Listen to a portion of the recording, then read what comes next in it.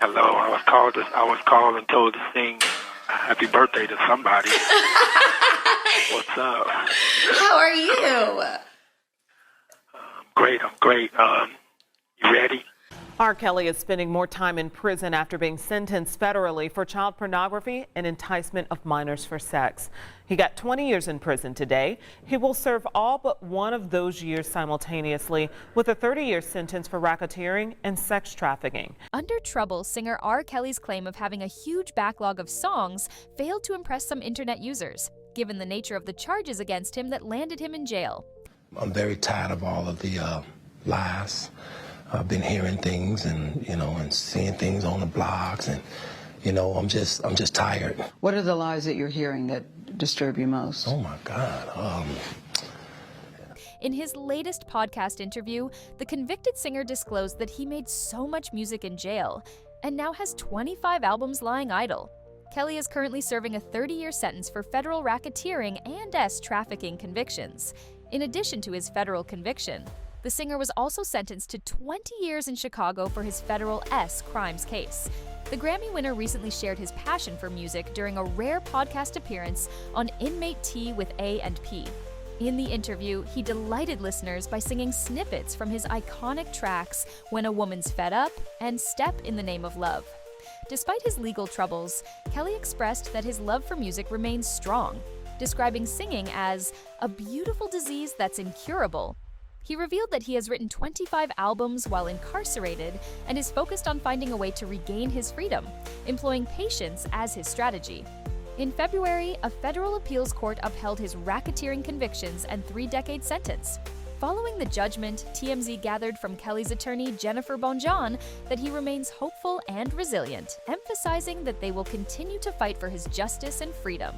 Listeners and the public were not impressed by his eagerness to roll out new projects from behind bars. Many internet users wondered why anyone would give him an audience. Why give him an audience? No one wants to hear a pedo sing, this ex-user wrote. Another commenter described the situation as cringe.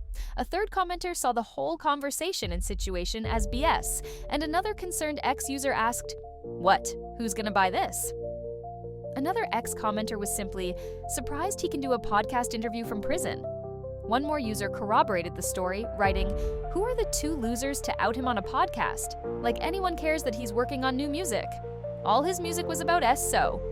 The last commenter did not sound so different from the rest of the users. They wrote, "Why are we interviewing him exactly?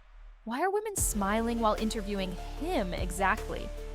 Last year, The Blast shared that the singer's daughter, Buku Abi, born Joanne Kelly, came forward to recount the horrific details of the childhood trauma she allegedly endured due to her father. Andrea Kelly, the ex-wife of the convicted singer, has shared her experience along with their 3 children in a new 2-episode documentary titled R. Kelly's Karma, A Daughter's Journey, aired on TVEI streaming network. In this documentary, they recount their personal stories, highlighting the impact of Kelly's actions on their lives. Despite these revelations, the convicted singer continues to deny all allegations of wrongdoing through his attorney. Buku noted that the alleged abuse happened when she was 8 or 9. However, she did not inform her mother until 2009, when she was 10. In her words, "I just remember waking up to him touching me, and I didn't know what to do, so I just kind of laid there and pretended to be asleep."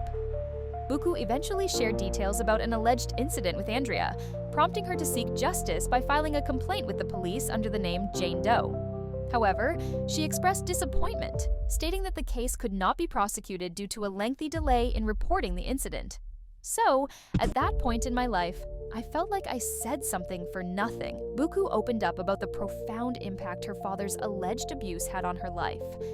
She expresses the deep emotional turmoil she faced, confessing, "He was my everything. For a long time, I didn't even want to believe that it happened. I didn't know that even if he was a bad person, that he would do something to me." The singer's child added that the whole event took a bad toll on her mental and emotional health, so much so that she cowered into silence and refrained from sharing her pain with anyone. "I was too scared to tell anybody. I was too scared to tell my mom. I really feel like that 1 millisecond completely just changed my whole life and changed who I was as a person and changed the sparkle I had and the light I used to carry," she explained. Buku added that after she confided in her mom about her feelings, Andrea, her brother Robert, and her sister Ja distanced themselves from Kelly and stopped visiting him. She added that she still struggles with the emotions tied to that choice and her overall experience. Her mother finalized her divorce from Kelly in 2009 and has also accused him of abuse. The aftermath of the alleged abuse left Buku struggling with her mental health and resorting to self-harm to get over the pain. "I just got to a point where I didn't care anymore. I didn't care if I lived or died," she said. Buku recalled her mother noticing her poor state in a Target bathroom. "I was washing my hands, and she saw that my wrists were all cut up, and she just immediately dropped everything. And she was asking like, 'What's going on? Are you okay?'" she recalled. Buku continued that she broke down at her mother's concern and had to tell her she was feeling suicidal. "I don't think I'm okay. I don't think that I can do this. I don't think that I'm gonna make it through to live out the rest of my life," she disclosed. Several of R. Kelly's victims filed a petition seeking to collect the more than $9 million still owed after they won a civil judgment against the disgraced singer. The petition, filed on January 31st in the New York County Supreme Court, names Kelly's accusers, Lizette Martinez, Lisa Van Allen, and Faith Rogers, as petitioners, along with Kelly Rogers, Roderick Gartrell, and Jem Pratz. In August 2023, a judgment was entered against Kelly totaling $10.3 million, which was to be paid to the petitioners, the court filing states. However, the petitioners claim they have not received full payment from Kelly. The singer was sentenced to 20 years in prison on federal child S convictions in Chicago in February 2023, and 30 years in New York on federal racketeering and S trafficking convictions in 2022. The filing says that in December, lawyers for the petitioners received a check for a little more than $200,000, which only paid off approximately 82 days of interest on Kelly's liability under the judgment. An attorney for Kelly called the judgment outrageous. This outrageous default judgment was entered contrary to court rules, legal precedent, and basic principles of fairness. A New York court conducted a hearing in Mr. Kelly's absence and without his knowledge while he was incarcerated in Chicago, awarding a staggering $10 million to plaintiffs for conduct committed by someone else, Bonjon Law Group said in a statement. A pattern has emerged from courts across the country deciding that Mr. Kelly is not entitled to the same due process rights as everyone else. It's getting old. No court would have been that cavalier with the money of a white man. Our appeal is pending on this issue, the statement continued. Besides Kelly, the filing names Donald Russell, Universal Music Publishing, Inc., and other companies are defendants. It's not clear if Russell has obtained an attorney. Meanwhile, singer Lady Gaga took some playful jabs at herself during the opening monologue of Saturday Night Live on March 8th. The 38-year-old pop superstar and actress, who was both host and musical guest, opened the episode with a nearly 4-minute roast, making jokes about her role in Joker, Folie à Deux, duetting with R. Kelly, and her age. "Anyway, I'm an actor now," the Oscar and Grammy winner said.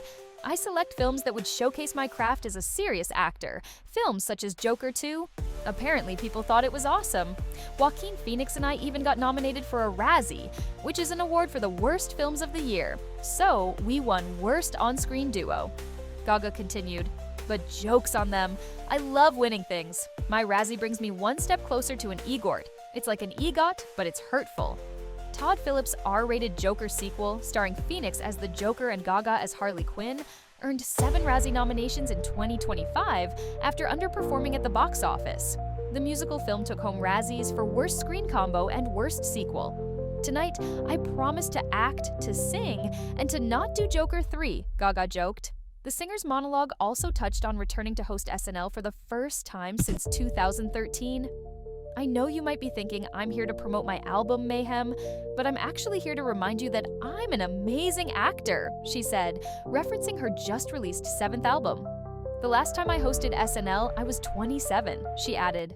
"I'm 38 now, which is scientifically the best age for a female pop star to be. I see that most pop stars are over 40. Chappelle Roan is 58. Charlie XCX, she's 75. Tate McRae is my biological grandmother." Gaga also poked fun at her 2013 duet with the now-imprisoned R. Kelly on the show. I'm so happy to be back at SNL. The last time I hosted was in 2013, and every aspect of my performance aged amazingly," Gaga joked. So, there's no need to Google SNL 2013, Lady Gaga featuring R. Kelly. I won't bring it up because that would be bad. Amid hilarious sketches, the 14-time Grammy winner delivered high-energy performances of her new Mayhem tracks, Abracadabra and Killa. Well, from the look of things, it seems nothing is really getting better for R. Kelly, and he's probably going to spend the rest of his life behind bars. And that's it from us today. Until next time. Thank you for watching.